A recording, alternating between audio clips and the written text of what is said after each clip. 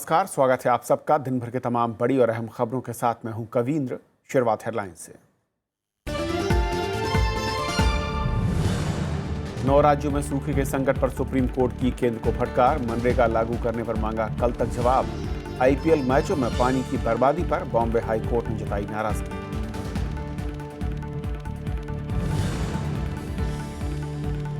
Srinagar NIT में तनाव बरकरार। मानव संसाधन विकास मंत्रालय की टीम के अधिकारियों और छात्रों से मुलाकात। स्मृति ईरानी ने कहा, नहीं होगी छात्रों से नाइंसाफी।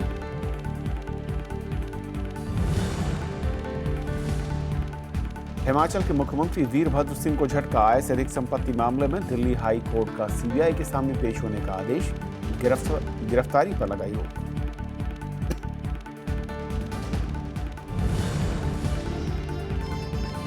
उत्तराखंड हाईकोर्ट में राष्ट्रपति शासन मामला। याचिका पर सुनवाई स्थगित करने की केंद्र की याचिका अदालत में खारिज।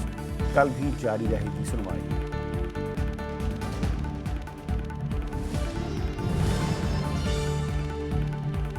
पनामा दस्तावेजों पर दुनिया भर में हलचल जारी। अमेरिकी राष्ट्रपति का टैक्स सुधारों पर जोर। फ्रांस ने पनामा को किया ब्लैकलिस्ट।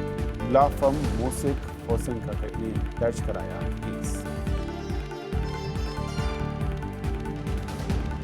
आइए देखते हैं पहली खबर।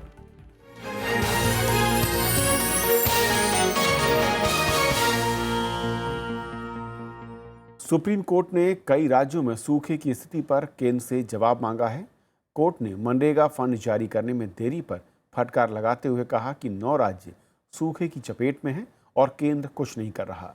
वहीं पानी संकट से जूझ रहे महाराष्ट्र में आईपीएल मैच कराने को लेकर बॉम्बे हाई कोर्ट ने भी नाराजगी जताई है। देश में इस वक्त 9 राज्य सूखे की मार झेल रहे हैं। राजस्थान, उत्तर प्रदेश, मध्य प्रदेश का बुंदेलखंड इलाका, महाराष्ट्र का विदर्भ और मराठवाड़ा का क्षेत्र भीषण सूखे और पानी की किल्लत से जूझ रहा है। इसके अलावा कर्नाटक, छत्तीसगढ़, ओडिशा, आंध्र प्रदेश और तेलंगाना समेत 9 राज्य सूखे की चपेट में हैं। महाराष्ट्र में सूखे से हालात इतने बदतर हो गए हैं कि लोग पीने के पानी तक को तरस गए हैं। लातूर परभणी में पानी भरने की जगहों पर धारा 144 लगानी पड़ी है। टैंकर और रेल के जरिए पानी पहुंचाया जा रहा है, लेकिन ये नाकाफी साबित हो रहा है और लोग पलायन करने को मजबूर हैं। चार दिन को पानी आता है, कभी आता है नली को पानी तो कभी नहीं, ऐसा खाली रहता है पानी। पानी से मिलता नहीं, एक टाइम नली खींचते नहीं। महाराष्ट्र में पानी की बर्बादी को लेकर बॉम्बे हाई कोर्ट ने बुधवार को बीसीसीआई, महाराष्ट्र सरकार और मुंबई क्रिकेट संघ को आड़े हाथों लिया। कोर्ट ने कहा कि वो इस तरह से पानी की बर्बादी कैसे कर सकते हैं। उनके लिए लोग ज्यादा अहम हैं या फिर आईपीएल मैच। कोर्ट ने कहा कि मैच ऐसी जगह होने चाहिए जहां जल संकट नहीं हो। इस मामले में अदालत ने सभी पक्षों से जवाब मांगा है। 60 मैचेस में से 20 मैचेस जो महाराष्ट्र में हो रहे हैं उनको महाराष्ट्र से बाहर शिफ्ट किया जाए। हमने इंटरिम रिलीफ मांगी है कि जब तक पीआईएल डिस्पोज ऑफ नहीं हो जाती है तब तक स्टेडियम्स को रोका जाए कि पिचेस की मेंटेनेंस के लिए वो पानी यूटिलाइज करें। इधर सुप्रीम कोर्ट ने बुधवार को देश में सूखे की स्थिति को लेकर केंद्र सरकार को फटकार लगाई। कोर्ट ने केंद्र को गुरुवार तक हलफनामा देकर ये बताने को कहा कि मनरेगा योजना सूखा पीड़ित राज्यों में कैसे लागू की जा रही है और इन राज्यों में वो किस तरह से फंड मुहैया करा रही है। महाराष्ट्र, कर्नाटक, तेलंगाना, आंध्र प्रदेश, छत्तीसगढ़, मध्य प्रदेश, झारखंड, गुजरात और मध्य प्रदेश, इन क्षेत्रों में पानी की किल्लत है और जब तक यहाँ पानी की सिंचाई नहीं बढ़ेगी, पानी का संवर्धन नहीं होगा, चेक डैम नहीं बनेंगे, डैम नहीं बनेंगे, समुद्र में जाने वाला पानी जब तक रुकेगा नहीं, तब तक वहाँ की परिस्थितियों में बदल होना कठिन है। एक एनजीओ की तरफ से दायर जनहित याचिका में सूखा पीड़ित राज्यों के लोगों को खाद्य सुरक्षा के तहत अनाज मुहैया कराने को लेकर केंद्र को निर्देश देने की मांग की गई है। सूखे से फसल की बर्बादी ने किसानों की कमर तोड़ दी है, लेकिन अब इन राज्यों में लोगों के सामने खाने के साथ साथ पानी का संकट खड़ा हो गया है। Bureau report, Rajya Sabha TV. और इस पूरे मसले पर और बातचीत करने के लिए हमारे साथ एशियन एज के असिस्टेंट एडिटर वेंकटेश केसरी साहब हैं। वेंकटेश जी, स्वागत है आपका। वेंकटेश जी, सबसे पहले तो मैं अगर मराठवाड़ा से शुरू करूं, जिस तरीके का सूखा है और यहाँ पर हर साल हम देखते हैं स्थिति हर साल बद से बदतर होती जा रही है। तमाम जो उपाय हैं या फिर तमाम जो स्टेप्स गवर्नमेंट्स के ओर से लिए गए हैं या लिए जाते हैं, क्यों वहाँ पर कारगर नहीं दिखते हैं? ऐसा है कि अब उसको क्या कहा जाए, क्योंकि ये जो सरकार चलाती है, प्रशासन, सरकार, न्यायपालिका, ये किस किस को बताया जाए? क्योंकि मराठवाड़ा में सूखा इस साल है, लेकिन पानी की किल्लत तो कितने सालों से हम देख रहे हैं। मराठवाड़ा का जो रीजनल हेडक्वार्टर है औरंगाबाद, वहाँ कितने पहले यानी वहाँ 3 दिन में एक बार पानी आता है, वो भी 1 घंटा। लातूर में वो कहते हैं कि 25 दिन में पानी आएगा, लेकिन जहाँ हमने बात की वो कहते हैं कि 2 महीने के बाद में पानी आ रहा है। तो हमने पूछा आप सस्टेन कैसा कर रहे हैं? तो नीचे जो अंडरग्राउंड वाटर है उससे वो अपना जो भी प्यास बुझाते हैं या जो भी करते हैं। मराठवाड़ा में 5 जो डिस्ट्रिक्ट्स है, परभणी का अभी आपने मेंशन किया, परभणी में वहाँ गोदावरी बहती है, नांदेड़ में गोदावरी बहती है, नदियाँ हैं लेकिन पानी नहीं है। पीने की यानी सबसे बड़ा किल्लत है पीने के पानी के लिए। 1972 में जो ड्राउट हुआ था महाराष्ट्र में, वो खाने के लिए यानी अनाज नहीं था, लेकिन अभी तो उसके बाद में तो बद से बदतर बनती जा रही है। उसके लिए जिम्मेवार नंबर 1 है सरकार, नंबर 2 है लोकल एडमिनिस्ट्रेशन, म्यूनसिपालिटी हो, म्यूनसिपल कॉरपोरेशन हो, वो जो व्यवस्था चलाते हैं। तीसरा आप न्यायपालिका कर सकते हैं। अभी पानी, एक तो उनका कहना ऐसा था कि GSDA जो है महाराष्ट्र में काम करती है, उनका कहना था कि ज़मीन से जो पानी हम ऊपर निकलते हैं, खींचते हैं, तो उसके ऊपर उसका नेशनलाइजेशन होना चाहिए। आजकल यानी कोई भी बोरवेल लेता है, पानी निकालता है, वाटर मैनेजमेंट नहीं है। वाटर मैनेजमेंट इसलिए नहीं है कि उसके ऊपर कोई किसी का कंट्रोल नहीं है। बाद में वाटर रिचार्ज जो करना पड़ता है, एक तो हम ज़मीन से पानी निकालते हैं, लेकिन वाटर रिचार्ज कैसा करें, उसके लिए प्रशासन को काम करना पड़ता है। मुख्यमंत्री ये CEO जैसा अगर काम कर रहे हैं तो लोगों को मोटिवेट कौन करेगा? महाराष्ट्र में इतना बड़ा वाटर स्केर्सिटी है, लेकिन हिवरे बाजार एक गांव है। हिवरे बाजार में आज भी लोगों को पानी मिल रहा है, इसलिए मिल रहा है कि लोगों ने एडमिनिस्ट्रेशन से ऊपर बाजू हट के खुद लोग एक हुए और उन्होंने वाटर रिचार्जिंग शुरू कर दिया। यानी कि उन्होंने खुद प्रयास किए हैं, उसके बाद प्रयास किया। इसका ऐसा एक तो पैसा आप देंगे। अब जहाँ तक टैंकर की बात है, टैंकर में इनके वेस्टेड इंटरेस्ट है, दलाल है, लीडर्स के लोग हैं। यानी लोग प्यास से मर रहे हैं, पानी की कमी है, और वहाँ पर लोग अपना मुनाफा देख रहे हैं। मुनाफा देख रहे हैं क्यों? इनको बहुत बड़ी वाटर ये टैंकर इंडस्ट्री चलती है महाराष्ट्र में। आज महाराष्ट्र में बॉम्बे में पानी है, पुणे में पानी है, नागपुर में पानी है, नासिक में भी होगा, लेकिन बहुत सारे ऐसे शहर है, गाँव हैं जहाँ पानी नहीं है। यानी आज इस साल अकाल था या सूखा था, लेकिन इससे पहले क्या हुआ? जहाँ जिस साल ज़्यादा बारिश हुई उस समय भी अगर पेयजल यानी पीने के लिए पानी नहीं दे रहे, उसके लिए किसको जिम्मेवार पकड़े? जी। और इसके साथ साथ अगर मैं दूसरे राज्यों की बात करूँ, क्योंकि करीब 6 से 8 राज्य हैं जहाँ पर आंशिक तौर पर सूखा दिख रहा है, इलाके बढ़ते जा रहे हैं। ऐसे में चाहे राज्य सरकारें हों या फिर केंद्र सरकार, जिस तरीके के प्रिकॉशनरी मेजर्स लेने चाहिए, क्या आपको लगता है कि कोई ऐसी कदम उठाए जाते हैं, या फिर कदम तब उठाए जाते हैं जब सब कुछ हो जाता है, महज तो ये होता है कि मुआवजा बांट दीजिए, या उसके बाद की घोषणाएं होती हैं? ऐसा है कि इसके लिए मोटिवेशन की ज़रूरत है। सेंटर और स्टेट दोनों ने मिलके पीने के लिए, पानी के लिए क्या करना चाहिए, उसकी एक योजना बनानी चाहिए, मोटिवेट करना चाहिए। उसके अंदर लोकल जो एडमिनिस्ट्रेशन का जो तहसीलदार होता है या म्यूनसिपल काउंसिल का जो CO होता है, उसको इन्वॉल्व करना चाहिए, प्रेसिडेंट को इन्वॉल्व करना चाहिए। और गांव के अंदर जब तक मोटिवेशन नहीं होगा, तब तक आप पीने का पानी का सवाल सॉल्व नहीं कर सकते, क्योंकि एक रात में तो आप पानी दे नहीं सकते। जब पानी खींच रहे तो पानी वाटर कंजर्वेशन, जैसा अभी गडकरी जी का आपने दिखाया, पानी का संवर्धन करना चाहिए। तो संवर्धन तो उसके लिए प्रयास करने की ज़रूरत है, लॉन्ग टर्म प्लानिंग होनी चाहिए।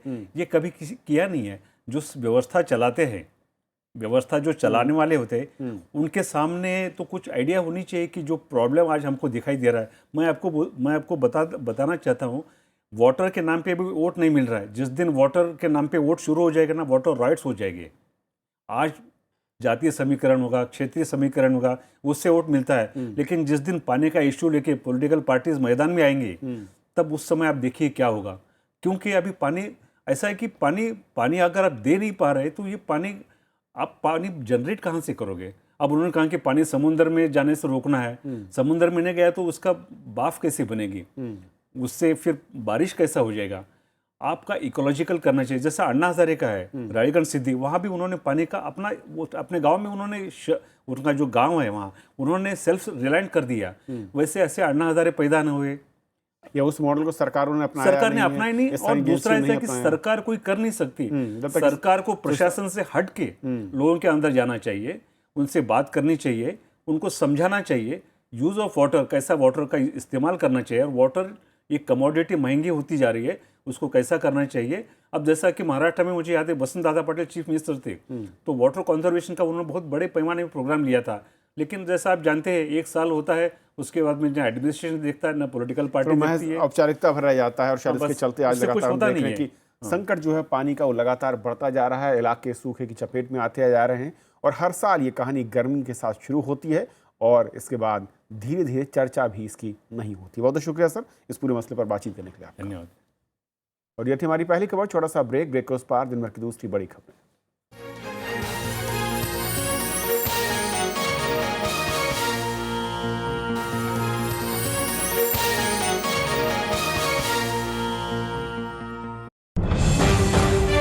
पांच राज्यों में चुनाव का आगाज, सरकार के काम पर मतदाता की आवाज, राज्यसभा टीवी पर लगातार पल पल की खबर, हर खबर का असर, भरोसेमंद चेहरे, शानदार विश्लेषण। देखिए लोकतंत्र 2016 सोमवार से शुक्रवार शाम 7:30 पर सिर्फ राज्यसभा टीवी पर।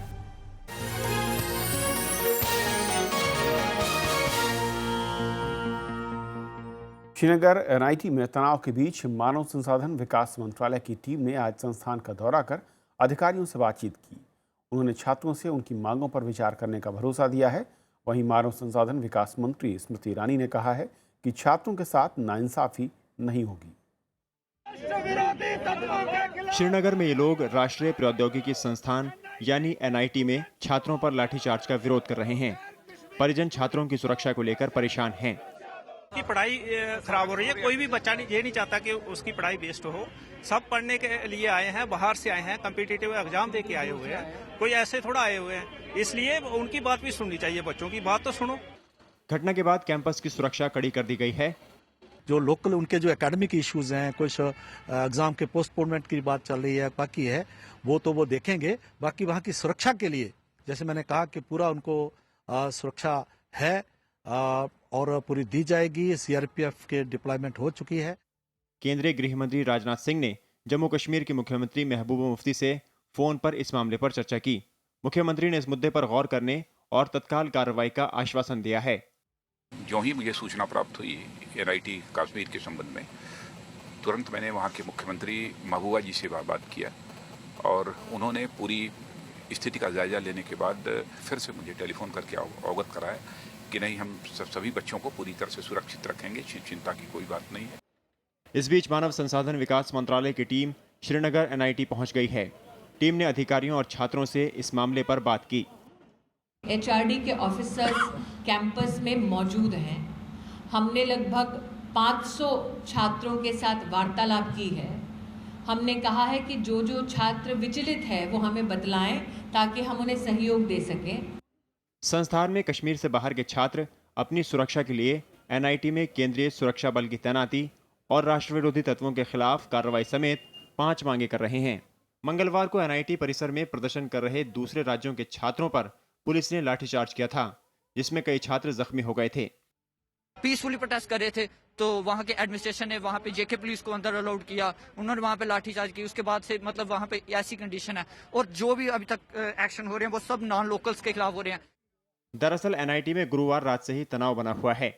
भारत वेस्टइंडीज मैच में भारत की हार के बाद कश्मीरी और बाहरी छात्रों के बीच बहस और मारपीट हुई थी। इसके बाद प्रशासन ने सभी पक्षों के बीच सुलह का प्रयास किया था। सोमवार को कड़ी सुरक्षा के बीच फिर से कक्षाएं शुरू हुईं, लेकिन दूसरे राज्यों के छात्रों ने कक्षाओं का बहिष्कार जारी रखा और धरना प्रदर्शन पर बैठ गए। Bureau report, Rajya Sabha TV. Rohit Vemula खुदकुशी मामले में बुधवार को हैदराबाद केंद्रीय विश्वविद्यालय के बाहर छात्रों ने फिर प्रदर्शन किया। छात्र कुलपति अप्पाराव को लोकपाल के चयन की प्रक्रिया से अलग रखने की मांग कर रहे हैं। उनका कहना है कि अप्पाराव रोहित वेमुला की खुदकुशी के मामले में आरोपों के घेरे में हैं और ऐसे में उन्हें ऐसी जिम्मेदारी दिया जाना ठीक नहीं। पुलिस ने प्रदर्शन कर रहे 70 छात्रों को हिरासत में लिया है। दिल्ली हाई कोर्ट ने हिमाचल प्रदेश के मुख्यमंत्री वीरभद्र सिंह को सीबीआई पूछताछ में सहयोग करने की हिदायत दी है। अदालत ने सीबीआई को उन्हें गिरफ्तार न करने का भी आदेश दिया है। वीरभद्र सिंह पर आय से अधिक संपत्ति मामले में सीबीआई का शिकंजा कसा हुआ है। इससे पहले कोर्ट ने मुख्यमंत्री के दोनों बेटों की उस याचिका पर अंतरिम राहत देने से इनकार कर दिया जिसमें उन्होंने ईडी की ओर से कुछ संपत्ति जब्त करने के फैसले को चुनौती दी थी। सीबीआई के सामने इसी मामले को लेकर 2.5 घंटे मैंने डिपोज किया हुआ है, जिसकी ऑडियो विजुअल फिल्म बनी है। अभी भी तैयार है। उत्तराखंड हाईकोर्ट ने केंद्र सरकार की उस याचिका को खारिज कर दिया है जिसमें उसने कांग्रेस की तरफ से दायर याचिका पर सुनवाई स्थगित करने की मांग की थी। कांग्रेस ने कोर्ट में राज्य में लगाए गए राष्ट्रपति शासन के खिलाफ याचिका दायर की है। कोर्ट ने इस मामले में केंद्र को जवाब दाखिल करने के लिए भी कहा है। गुरुवार को फिर से सुनवाई होगी और आपको बता दें कि पिछले महीने की 28 तारीख को रावत सरकार को विधानसभा में विश्वास मत हासिल करना था, लेकिन केंद्र सरकार की ओर से 27 मार्च को राष्ट्रपति शासन लगा दिया गया, जिसके बाद से मामला नैनीताल हाई कोर्ट में लंबित है। जो अप्रोप्रिएशन बिल पास होने न होने की बात की गई है वो बहाना है, वो कानून के अंतर्गत बिल्कुल रेलेवेंट चीज नहीं है जो कोई संबंध रखे राष्ट्रपति शासन के आदेश से। असम के सियासी रण में बुधवार को पूर्व प्रधानमंत्री मनमोहन सिंह ने गुवाहाटी में एक रैली की। उन्होंने कहा कि केंद्र सरकार यूपीए की नीतियों के नाम बदलकर उन्हें अपना बता रही है। मनमोहन सिंह ने पाकिस्तान को लेकर एनडीए की नीतियों के नाकाम होने की बात भी कही। उन्होंने कहा कि बीते 2 बरस में सरकार हर मोर्चे पर असफल रही है। आर्थिक मोर्चे पर पिछले 2 सालों में खेती बाड़ी में मंदी हुई है, बढ़ोतरी नहीं हुई, जिससे बड़े पैमाने पर भारत के किसान दुर्गति का सामना कर रहे हैं। औद्योगिक उत्पादन में रोजगार वृद्धि का कोई संकेत नहीं दिख रहा है। पश्चिम बंगाल में बीजेपी ने पूरी ताकत झोंक रखी है। केंद्रीय गृहमंत्री राजनाथ सिंह ने पश्चिमी मिदनापुर में आज चुनावी सभा की। उन्होंने वाम दल कांग्रेस और तृणमूल कांग्रेस की जमकर आलोचना की। राजनाथ सिंह ने आरोप लगाया कि इन पार्टियों की अगुवाई में पश्चिम बंगाल बदहाल हुआ है और इसे तरक्की की राह पर ले जाने के लिए बीजेपी ही विकल्प है। बांग्लादेशी घुसपैठियों के मुद्दे को उन्होंने फिर से उठाया। लोकसभा चुनाव के प्रदर्शन से उत्साहित बीजेपी को इस बार पश्चिम बंगाल में काफी उम्मीदें हैं। आपके हक पर वो अधिकार जमाना चाहते हैं। मैं आपको यकीन दिलाना चाहता हूं, हमको पश्चिमी बंगाल में एक अपनी सरकार चाहिए जो कि हमारा सहयोग कर सके। बांग्लादेश और पश्चिमी बंगाल से लगी हुई सीमा को हम पूरी तरह से सील करेंगे ताकि कोई भी बांग्लादेशी यहां पर पश्चिमी बंगाल में प्रवेश करने की हिम्मत न कर सके। देश भर में जारी सराफा व्यापारियों के प्रदर्शन को आज कांग्रेस का समर्थन मिला। कांग्रेस उपाध्यक्ष राहुल गांधी व्यापारियों के समर्थन में आज जंतर मंतर पहुंचे। उन्होंने एक फीसदी एक्साइज ड्यूटी लगाए जाने को गलत बताया। राहुल ने केंद्र सरकार पर बड़े उद्योगपतियों को फायदा पहुंचाने का आरोप लगाया। वहीं सराफा व्यापारियों ने प्रधानमंत्री नरेंद्र मोदी से मिलने का वक्त मांगा है। उनके मुताबिक अगर 10 अप्रैल तक उनकी मांगें नहीं मानी जाती हैं तो अपना आंदोलन और तेज करेंगे। ये एक्साइज ड्यूटी नहीं है, ये आपके ऊपर असैसिनेशन अटेम्प्ट है। ये आपको मारा जा रहा है, ये आपसे एक्साइज नहीं लिया जा रहा है। एक्साइज ड्यूटी जब तक वापस नहीं होगी हम लोगों के व्यापार नहीं खोलेंगे। ये मेरा नहीं, देश की सभी एसोसिएशन फेडरेशंस का ऐलान है। बीजेपी अध्यक्ष अमित शाह ने सरकारी नीतियों को आमजन तक ले जाने पर जोर दिया है। पार्टी के स्थापना दिवस के मौके पर अमित शाह ने कहा कि कार्यकर्ताओं को 25 वर्षों में पंचायत से संसद तक पूरी पकड़ बनानी होगी।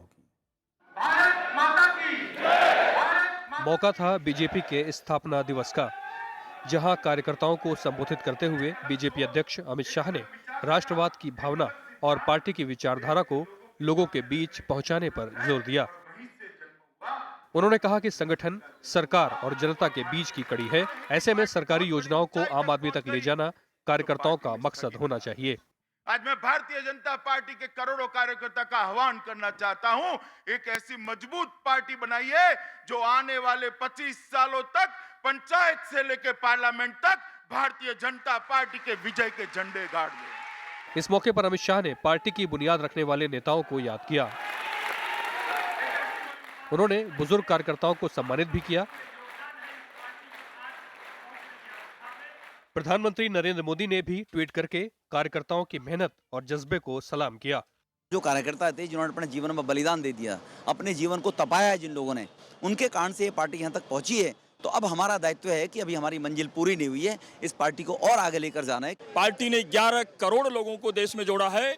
वो प्रत्येक 11 करोड़ लोग पार्टी के बूथ लेवल पर सक्रिय हों, उनकी सदस्यता पार्टी के विचारधारा को आगे बढ़ाने में हो। भारतीय जनता पार्टी का गठन 1980 में जनता पार्टी के टूटने की वजह से हुआ था।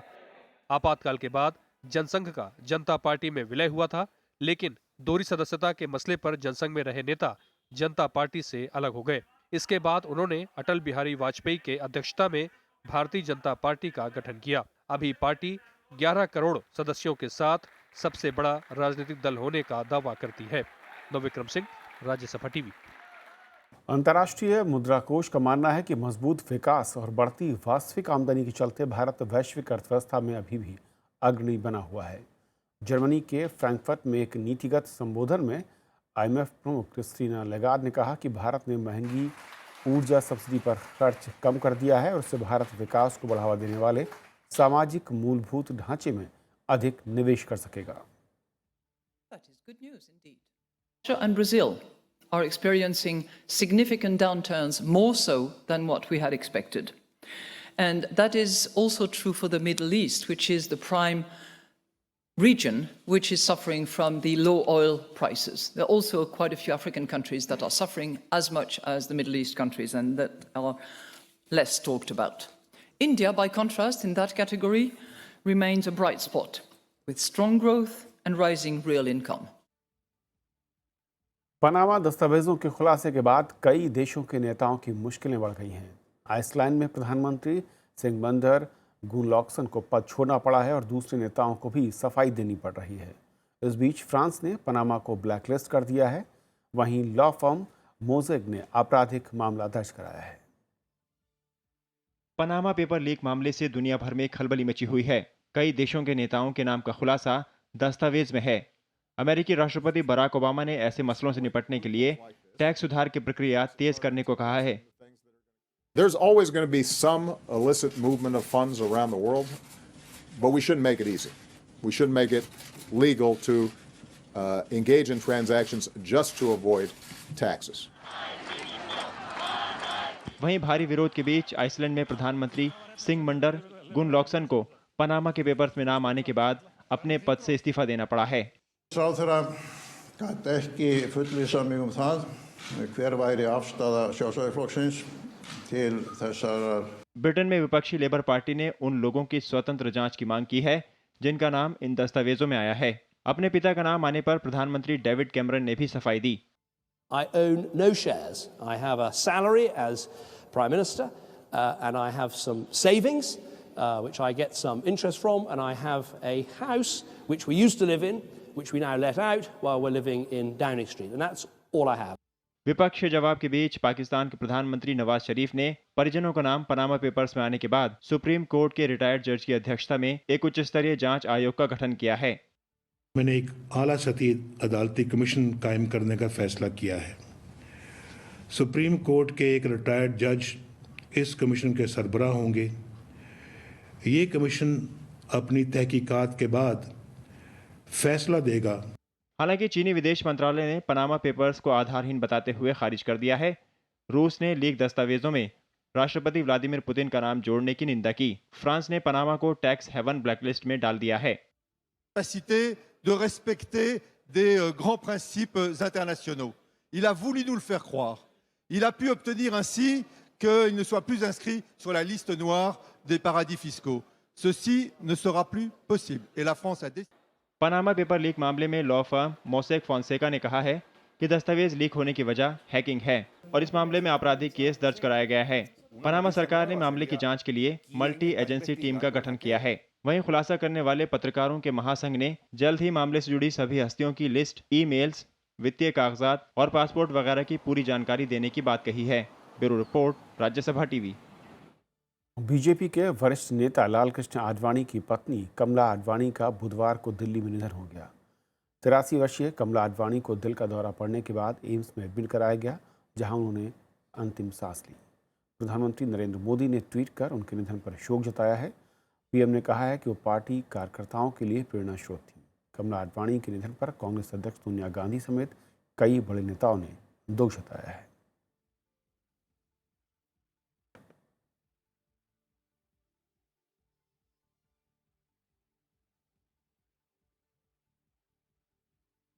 तो इस बुलेटिन में फिलहाल इतना ही। नमस्कार।